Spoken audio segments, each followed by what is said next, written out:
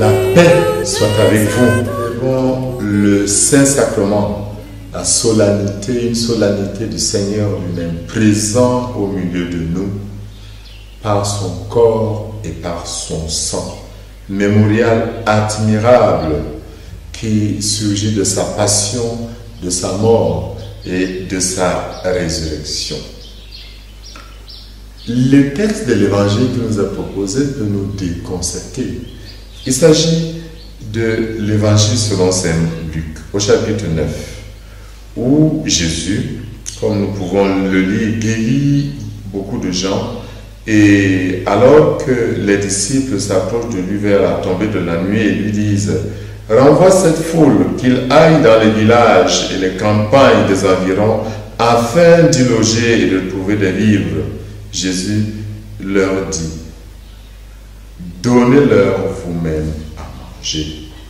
Donnez-leur vous-même à manger. » Ils vont répondre « Nous n'avons ici que 5 pains d'orge et 2 poissons. » Ça ne peut même pas nourrir le 10e de cette foule. Nous découvrons une chose importante en célébrant la fête du Saint-Sacrement. D'abord, la notion elle-même, c'est cette présence aimante de Jésus au milieu de son peuple qui se donne en nous. Ceci est mon corps, ceci est mon sang. Donnez pour que vous ayez la vie éternelle. Je suis venu pour que vous ayez la vie éternelle. Le même Jésus dira de travailler pour la nourriture qui ne finit pas, celle que nous donne le Fils de l'homme, c'est sa parole, c'est sa vie, c'est son corps et son sang. Mais le texte d'aujourd'hui nous donne une pointe. Cette nourriture que Jésus donne n'est pas que matérielle. Il a donc guéri. Il donne du pain matériel, mais ce pain matériel renvoie à autre chose, qui nécessite quelque chose d'important, la participation des apôtres. D'abord, c'est eux qui ont les 5 pains et les 2 poissons, mais ils doivent eux-mêmes se préoccuper d'abord de la faim de la foule et de leur donner à manger. Je me suis toujours laissé interpeller par ce texte. De certains niveaux, je me préoccupe de la faim, des besoins de mon domestique, de ceux qui travaillent avec moi, de leur faim aussi bien spirituelle que matérielle. Mais si Jésus se préoccupe autant de ce pain, c'est que l'Eucharistie a quelque chose de beau. C'est que ce qui donne à quelque chose de merveilleux. L'Eucharistie réconforte. Plus d'une fois, après une messe, on se sent apaisé, réconforté, soulagé. L'Eucharistie ne réconforte pas seulement. L'Eucharistie nous soutient, comme toute nourriture réelle. Nous soutient dans notre combat au quotidien. Nous guérit quand nous nous approchons de Jésus comme la femme hémorroïde. Et nous touchons Jésus. Il nous guérit. Si nous portons dans notre cœur ce désir fort en disant « Si je touche seulement son corps, je serai guéri ». L'Eucharistie est un sacrement de guérison intérieure de nos chutes réussies, de nos faiblesses, mais aussi des maladies physiques quand nous nous approchons de l'Eucharistie avec foi.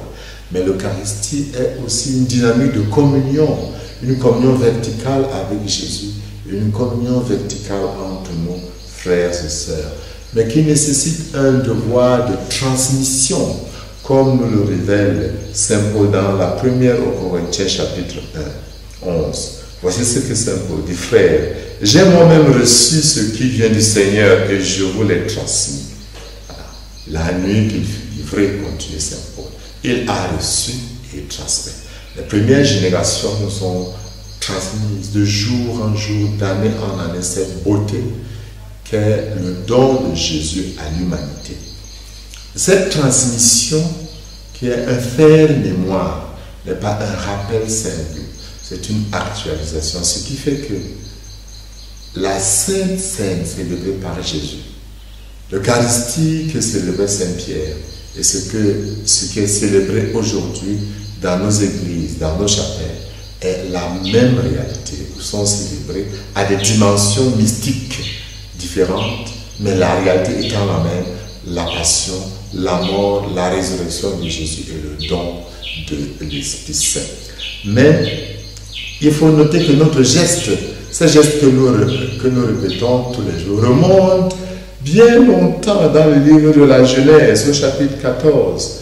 C'est Melchisédek, le roi de Salem, qui offre pour la première fois du pain et du vin en action de grâce à la demande d'Abraham, qui lui avait donné le 10e de son butin. Apportons donc aussi à Jésus ce que nous travaillons en demandant à ceux qui sont prêtres au nom de Jésus, à la manière de Melchisédek, d'offrir ce sacrifice avec ces mêmes gestes. Mais n'oublions pas en ce jour la dimension de l'adoration du Saint-Sacrement, où nous créons un colloque intime entre Jésus et nous. Nous voulons apprendre, nous devons apprendre à être là pour Jésus, qui est là pour nous. Mais pas seulement un colloque intime, mais aussi entrer dans la dimension de la communion, de l'action de Jésus dans l'Église et dans le monde. Et la procession que nous allons faire aujourd'hui est Jésus qui passe dans nos rues et ruelles pour vivre nos joies et nos peines, pour les sanctifier comme il le faisait au temps où il était physiquement présent sur notre terre. En ce Saint jour, nous retrouvons la beauté de Jésus présent pour nous dans l'Eucharistie. Que Dieu Tout-Puissant vous bénisse, du Père et du Fils et du Saint-Esprit. Le Seigneur Jésus ressuscité, voici le corps et le sang du Seigneur, la coupe du salut et le pain de la vie. Dieu immortel se donne en nourriture pour que nous ayons la vie éternelle. Voici le corps et le sang du Seigneur, la coupe du salut et